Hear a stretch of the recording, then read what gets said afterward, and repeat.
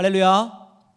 예배 자리에 오신 여러분 주님의 이름으로 환영하고 축복합니다. 함께 예배한 우리 모든 심령 가운데 참 좋으신 우리 주님의 크고 놀라우신 은혜와 사랑이 가득 흘러넘치기를 간절히 소망합니다. 오늘 하나님이 답이 되는 인생이라는 제목을 가지고 함께 말씀을 나눠보고자 합니다.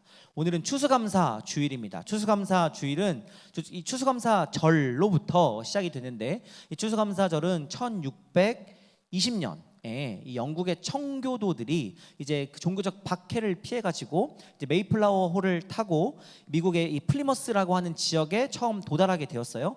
거기에서 이제 맨 몸으로 왔잖아요. 그래서 거기에 도착했을 때에 원주민이었던 이 인디언들의 도움을 받아 가지고 이제 뭐 여러 가지 음식들을 이렇게 심었습니다. 그리고 그 다음해인 1621년에 풍성하게 이 곡물들과 곡식들이 이렇게 수확된 것을 감사하면서 하나님 앞에 3일 동안 예배하면서 축제를 열었어요. 그래서 이 청교도들은 칠면조를 잡아가지고 인디언들에게 이렇게 베풀었고, 또 인디언들은 사슴을 잡아가지고 그것으로 이제 요리를 만들어서 3일 동안 같이 이렇게 나누면서 하나님께 감사드렸던 것이 시작으로 하여서 1863년에 이제 링컨 대통령이 이제 연방의 공휴일로 지정을 하면서 11월 셋째 주가 이제 추수감사절이 되었습니다. 그 문화가 이제 1904년도에 우리나라에 정착하게 되었고, 미국에서 넘어온 절기였기 때문에 우리나라도 역시 11월 세 번째 주를 추수감사 주일로 지키는데, 우리 복된 교회에서는 사실상 추수감사 주일을 11월 셋째 주에는 사실 11월 셋째 주에는 이미 추수가 다 끝나요. 그래서 이제 추석을 즈음하여서 한 10월 셋째 주 정도쯤을 우리 추수감사 주일로 정하고, 한 해 동안 인도하신 또 많은 또 곡식들을 또 이렇게 잘 자라나게 하신 그런 주님의 은혜와 사랑에 감사하면서 이렇게 추수감사 주일을 지키고 있습니다. 근데 이제 우리 교회가 처음 1975년도에 이렇게 창립을 했잖아요. 그때까지만 하더라도 이제 농사 짓는 분들이 계셨죠, 실제로. 그런데 지금 2025년도에는 사실 우리 중에 누구도, 그리고 또 제가 알기로도 우리 교인, 우리 성도님들 중에서도 따로 이렇게 농사, 그러니까 물론 이렇게 그 하시는 분들 계시지만 예전만큼 그렇게 추수를 따라서 이렇게 농사를 지으신 분이 안 계시다는 거죠. 그러면 오늘 우리 시대 가운데, 오늘 우리 삶의 자리 가운데 이 추수감사 주일이라고 하는 것은 무슨 의미를 갖는가? 그냥 그저 한 해 동안 우리를 인도하시고 지켜주신 하나님 은혜 감사합니다, 이 정도의 수준을 넘어서서 오늘 우리가 이 추수감사절을 어떻게 받아들이고 하나님이 우리 삶 속에서 어떻게 일하시고 역사하시는가, 그 하나님의 일하시는 방식에 대해서 우리 같이 함께 생각하고, 또 그것을 통하여서 하나님께 진정한 감사를 올려드리는 그런 시간을 우리가 한번 말씀을 통하여서 가져보고자 합니다. 우리에게 이 감사가 회복되기 위해서는 매일 매순간 하나님 앞에 질문해야 되는데, 그 질문의 질문 문장이 뭐냐면, 하나님은 어떤 분이십니까?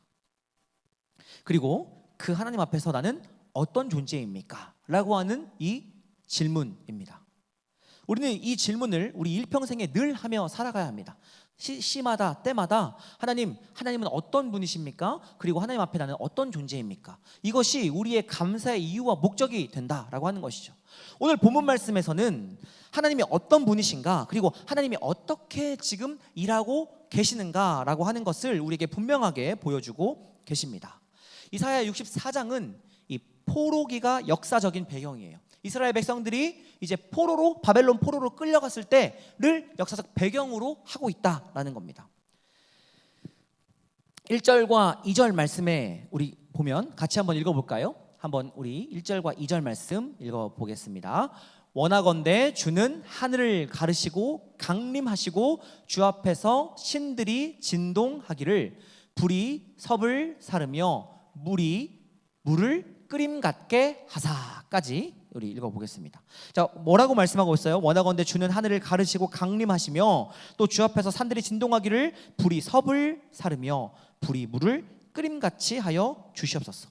이 외침은 지금 뭐냐면 시내산에 강림하셨던 하나님, 아브라함의 하나님, 이삭의 하나님, 야곱의 하나님, 그리고 우리를 이 애굽의 노예로부터 끌어내 주셔서 10가지 재앙과 홍해를 갈라서 우리를 구출해 주신 그 하나님의 놀라우신 위엄, 그 권능, 하나님 그것을 지금 우리에게 보여주십시오. 이렇게 말씀하고 있는 것입니다. 그런데 지금 이렇게 이야기하기에 이스라엘 백성들이 조금 마음이 쉽지 않은 마음인 것 같아요. 6절 말씀 한번 보겠습니다. 6절 말씀 시작. 무릇 우리는 다 부정한 자 같아서 우리의 의는 다 더러운 옷 같으며 우리는 다 잎사귀같이 시들므로 우리의 죄악이 바람같이 우리를 몰아가나이다. 아멘. 무슨 말씀이에요?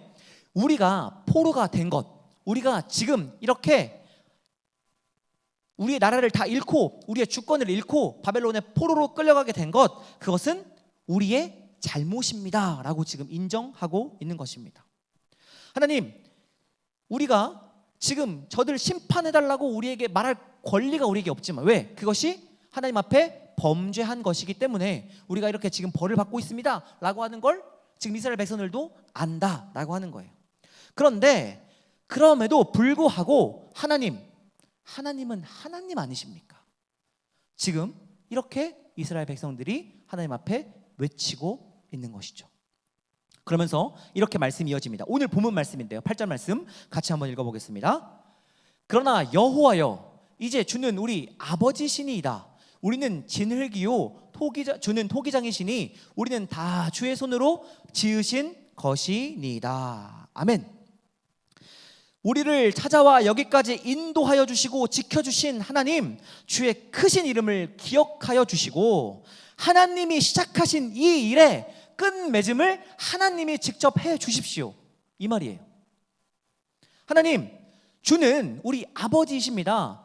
나는 진흙이고 주님은 토기장이십니다. 우리는 다 주님의 손으로 빚어지는 존재입니다.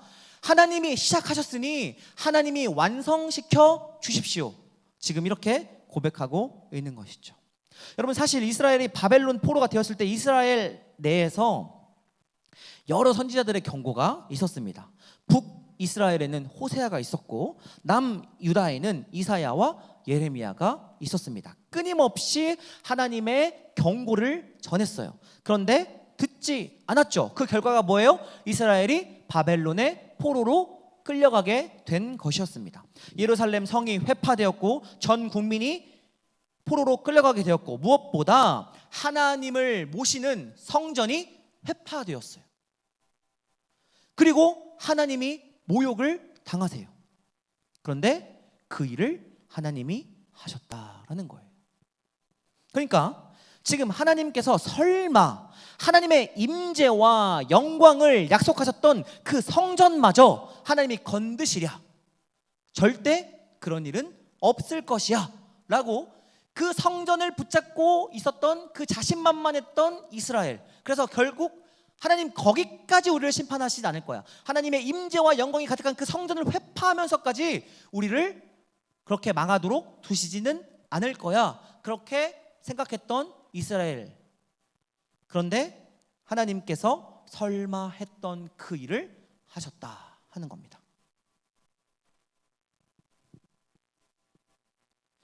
이제 이 사건이 일어나자 절망과 막다른 골목에서 이게 지금 무슨 일인가? 우리에게 도대체 지금 무슨 일이 일어났는가? 라고 질문하는 것은 어쩌면 당연합니다. 하나님은 내가 기대하고 알고 있던 하나님이 맞는가? 그렇다면 우리는 지금 어떻게 되는 건가? 그 하나님은 내가 겪은 하나님뿐만이 아니라 거슬러 올라가서 성경 말씀에 약속해 있고 또 우리 조상들을 통하여서 들려주셨던 그 하나님의 놀라우신 역사, 이걸 다시 한번 되짚어 보게 되는 것이죠. 말씀에서도 등장하는 것처럼 시내산에서 강림하셨던 하나님, 광야에 길을 내셨던, 사막에 물을 내셨던 그 하나님, 구름 기둥과 물 기둥으로 우리의 모든 삶을 인도하시고 또 만나와 메추라기로 먹이시고 입히셨던 하나님, 반석에서 샘이 솟아나게 하셨던 하나님, 사사기에서 계속되는 그 이스라엘의 실패에도 불구하고 다시 일으켜 세우시는 그 하나님, 그 구원을 이루셨던 하나님, 지금 그 하나님이 어디서 뭘 하고 계시는가? 라고 하는 질문이 이들에게 당연히 들었던 것이죠.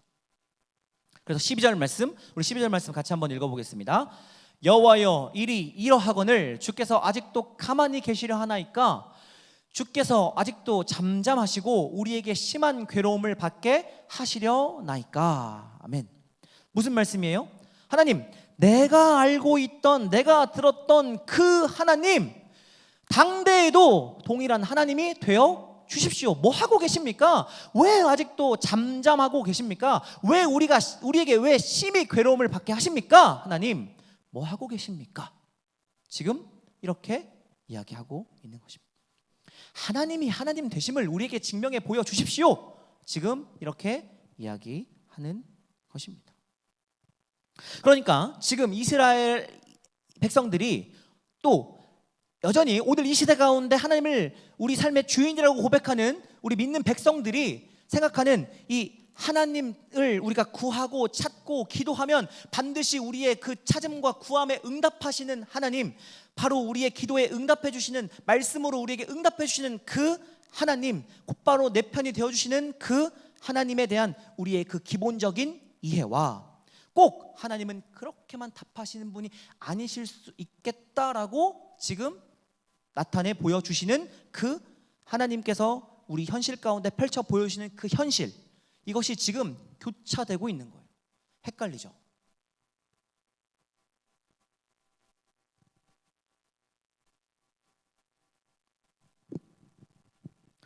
그러나 사랑하는 여러분, 하나님이 시작하셨고 하나님이 목적하신 일이라면 분명히 하나님께서, 우리는 어디로 가야 될지 모르겠지만 하나님이 목적하신 그 뜻, 하나님이 이것을 허락하신 그 이유가 있지 않겠습니까?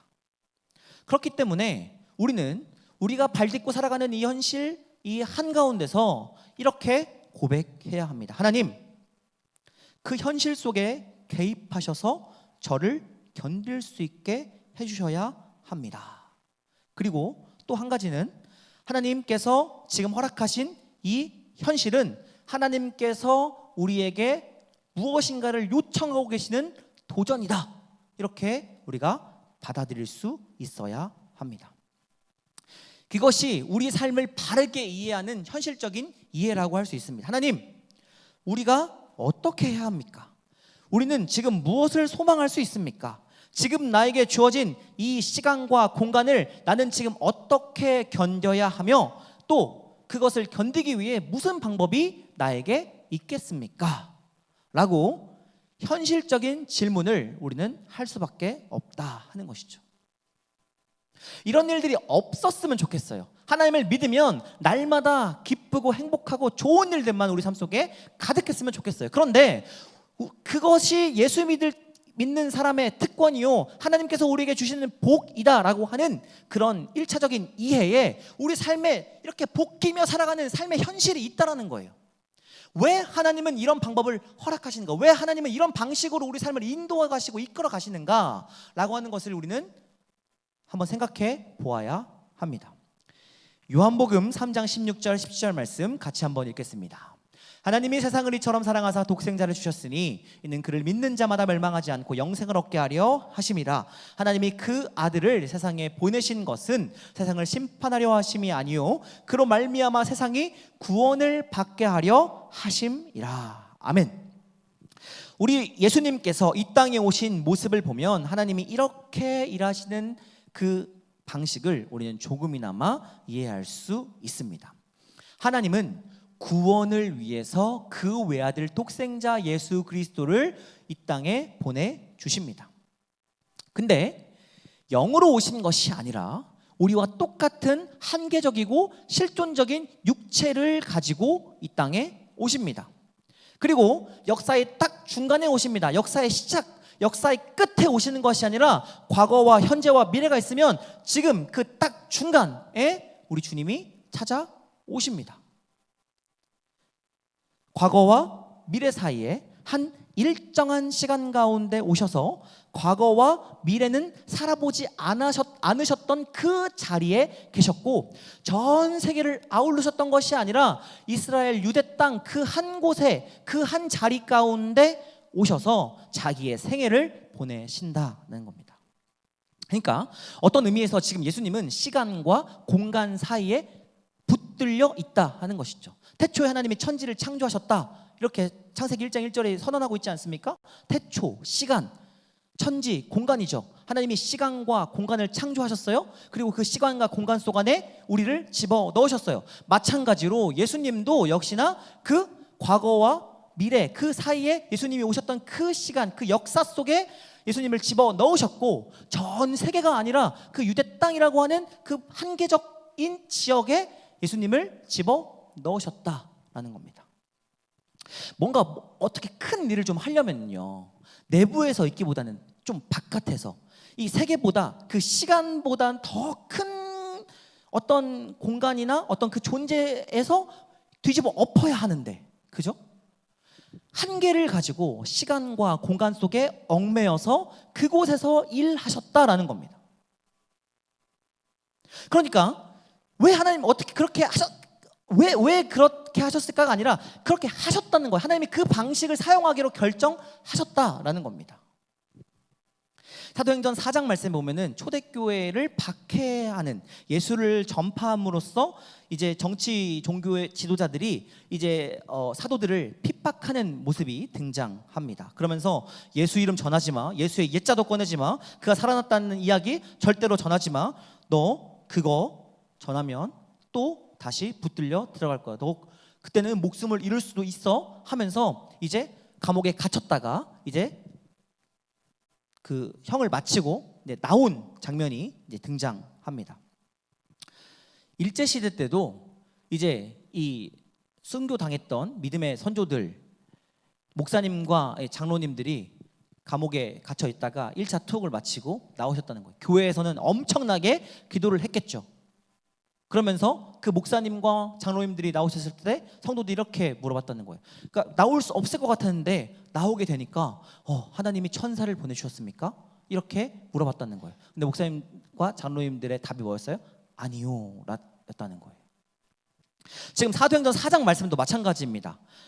지금 사도행전 4장에서도 역시나 마찬가지로 계속해서 너희들이 예수를 전한다면 너희는 다시 붙잡힐 것이고, 너희는 이제 그때는 목숨을 잃을 것이고, 하나님을 전하는, 예수를 전하는 일 나는 더 이상 허용할 수 없어 라고 하는 것이 그때 당시에 기득권 세력이었던 정치 종교 지도자들이 했던 이야기였다는 거예요. 그런데 4장 31절 말씀을 한번 보겠습니다. 같이 한번 읽어볼까요? 시작. 빌기를 다음에 모인 곳이 진동하더니 무리가 다 성령이 충만하여 담대히 하나님의 말씀을 전하니라. 아멘. 여러분, 성령이 지금 여기서 나오면 안 돼요. 제가 생각했을 때는요, 훨씬 이전에 나왔어야 돼요. 성도들이 기도할 때요, 옥에 툭 되었을 때, 그때 이미 성령께서 일하셨어야 하나님이 일하시는 방식이 맞다니까요, 우리가 생각하는. 그런데 이미 벌써 감옥에서 나왔고, 이미 벌써 자유의 몸이 되었을 때, 그때 성령이 일하셨다라는 거예요.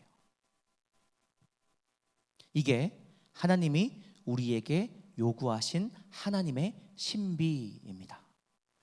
사도 요한이 요한복음을 쓰고 누가가 사도행전을 썼을 때 잘난 척하던 그때, 기세 등등하던 그때, 예수님과 함께 있었던 그때 요한복음과 누가복음을, 사도행전을 썼던 것이 아니에요. 언제 썼어요?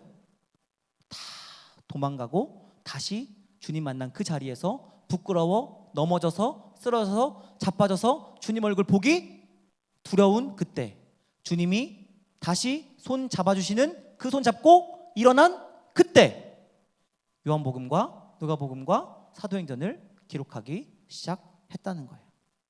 우리는 도망갔었다. 우리는 그때 몰랐었다. 하나님이 십자가로 일할 것이라고 나는 상상도 하지 못했다 라고 하는 게 요한복음과 누가복음과 사도행전의 증언 아니겠습니까? 그게 하나님의 가장 큰 권능이고 하나님이 하나님 되신 가장 큰 증거라는 거예요. 이것이 성경이 증언하는 하나님과 그의 아들 예수와 십자가에서 이루어내시고 또 지금도 여전히 진행하고 계시는 하나님의 일이다라고 하는 겁니다. 시간 속에서 공간 속에서 하나님은 우리의 이야기를 구원의 이야기로 담아내시고 우리를 세우시고 우리를 통하여 일하신다라는 것입니다. 그러니까 우리는 이 현실 가운데 질문할 때 너 오늘 죽어서 천국 갈 수 있어? 라는 이 질문이 우리의 주된 질문이 되어야 되는 것이 아니라 이미 현실 가운데 천국이 이미 우리에게 약속되어 있는 그 사람이 당신이 우리가 왜 이 현실 속에서 이렇게 복귀고 살아야 하는가? 하나님이 이 시간과 공간 가운데 우리를 집어넣으시고 우리한테 이 현실을 허락해 주셨다면 우리는 우리에게 허락해 주신 이 삶을 어떻게 살아내야 할 것인가? 이것이 우리 삶의 질문이 되어야 한다라는 겁니다. 약속은 있지만 아직 현실화되지 않은 이 정황을 우리는 어떻게 이해해야 하는가? 우리는 무엇을 할 수 있는가? 예수 믿는 자는 뭐가 다른가? 라고 하는 걸 우리의 삶을 통하여서 살아내는 자가 되어야 한다 하는 것입니다.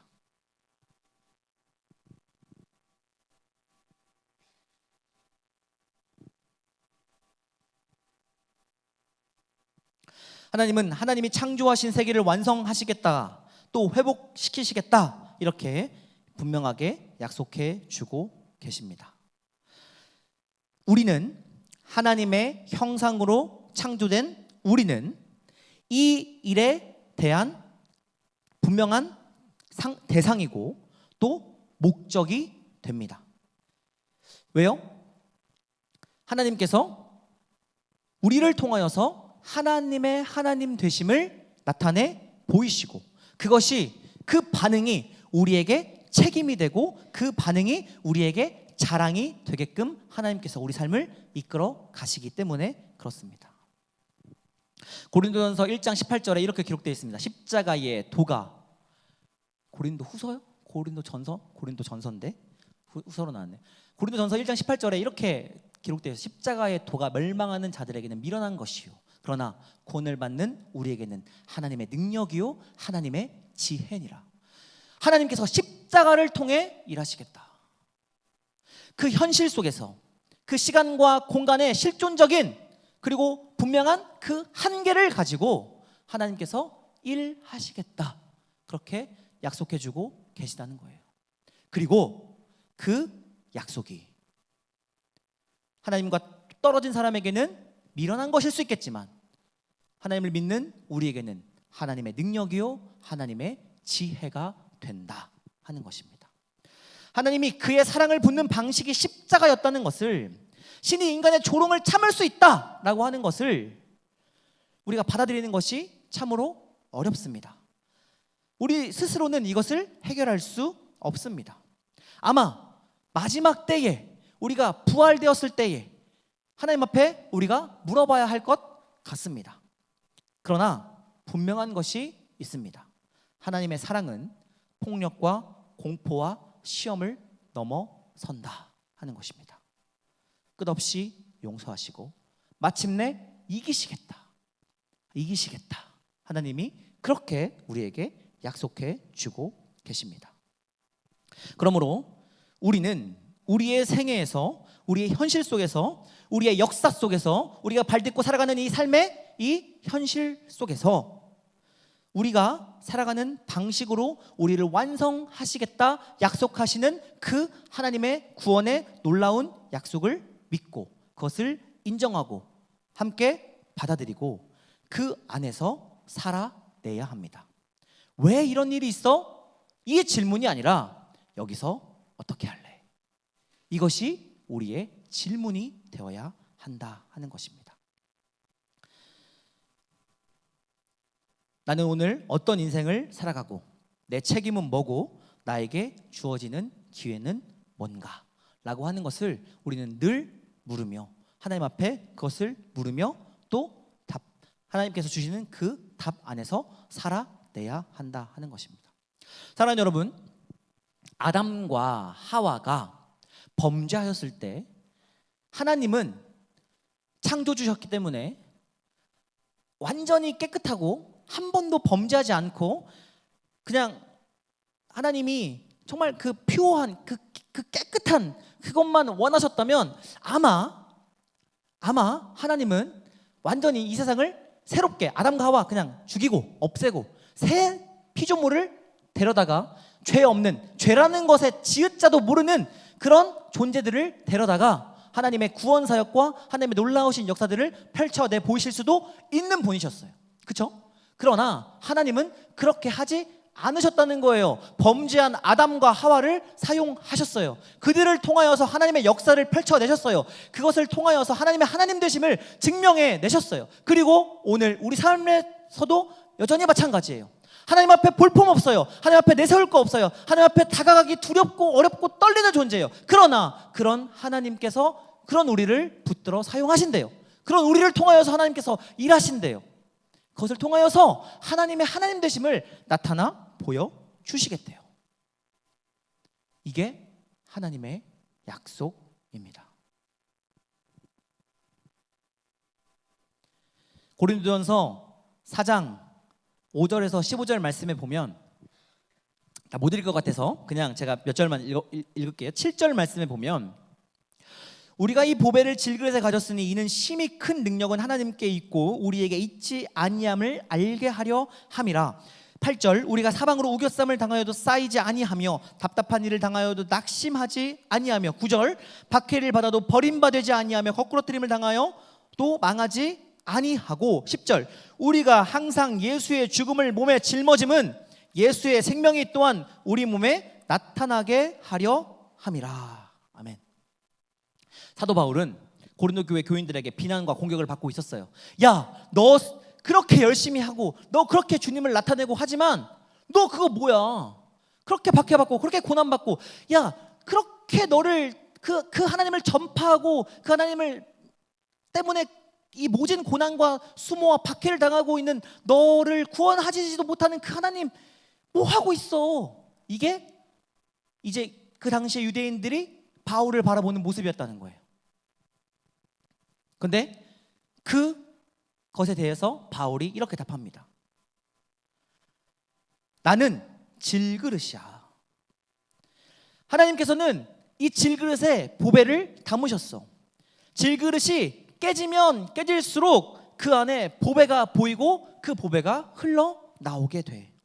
겉으로 금칠하고 있거나 보석이 박힌 그런 겉으로만 화려한 것이 아니라 정말로 질그릇이야. 오늘 우리가 함께 읽은 말씀처럼 나는 진흙이고 주님은 토기장이야. 주님이 날 빚으셨어. 어떻게? 질그릇으로. 그리고 그 질그릇에 주님이 담기시겠다. 주님이 그 질그릇에 담기시겠다. 이렇게 약속해주고 계시는 것입니다. 모습만 표현하는 것이 아니라 우리 삶 자체가 질그릇이라는 거예요. 언제 어디서나 깨질 수 있는, 언제 어디서나 부서질 수 있는.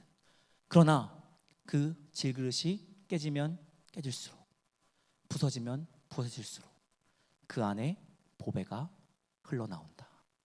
그 안에 보배가 보배된다.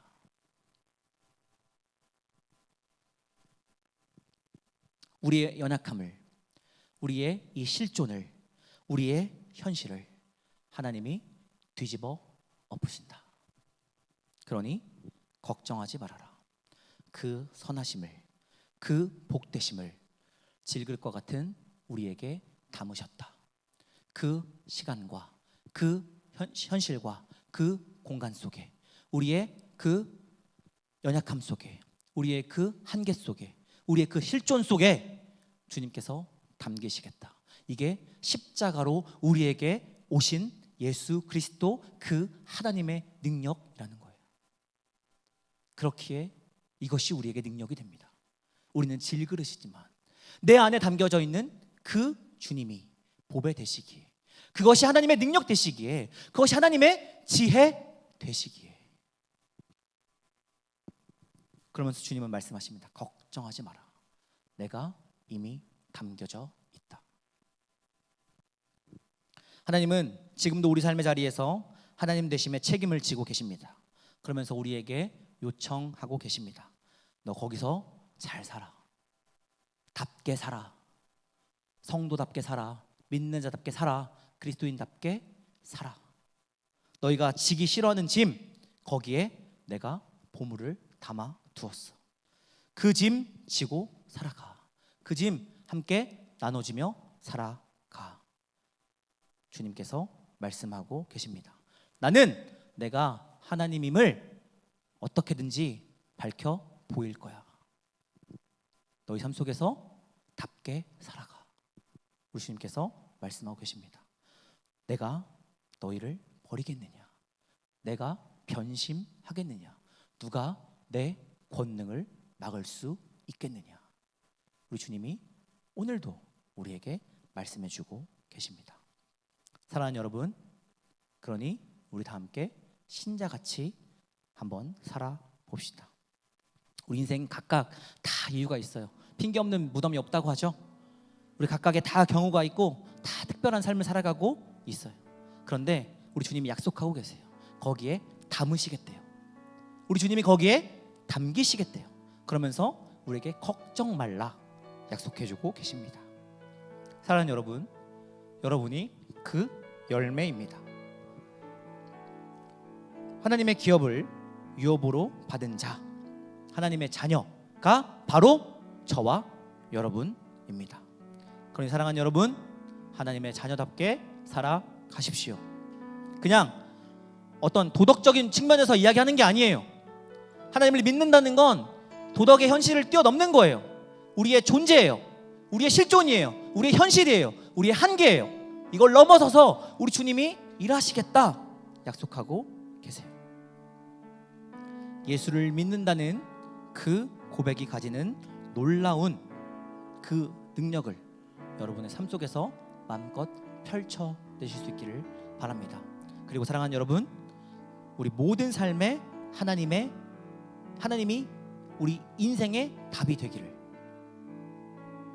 하나님이 그렇게 일하시겠다는 것이 우리 인생의 유일한 답이 되어서 그것이 우리 감사의 조건이 되고 이유가 되기를, 하나님 이거 이루어주셔서, 하나님께서 이거 해주셔서, 하나님께서 나에게 어떤 능력을 주셔서, 하나님께서 나에게 이것들 내 기도의 제목들을 들어주셔서가 아니라, 하나님 나는 질그릇이지만 나에게 담겨주셔서 내 안에 들어와 계셔서 나는 깨질지도 모르고, 나는 넘어질지도 모르고, 나는 무너질지도 모르지만 하나님께서 나의 깨진 그 자리 가운데서 보배로 드러나 주시겠다 하는 그 약속, 그 이유, 그것이 우리의 감사의 이유와 조건이 될 수 있기를 주님의 이름으로 간절히 소망합니다. 올 한 해 얼마 남지 않았습니다. 우리 남은 기간 동안 신자답게, 믿는 자답게, 그리스도인답게 살아가 봅시다. 하나님의 능력이 내 삶 가운데 온전히 드러나게 한번 살아가 봅시다.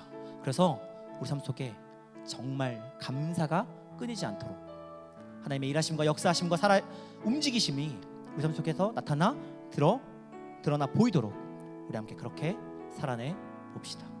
그것이 우리의 감사의 이유가 되기를 주님의 이름으로 간절히 소망합니다. 우리 같이 함께 찬양하고 기도의 자리로 나아가겠습니다.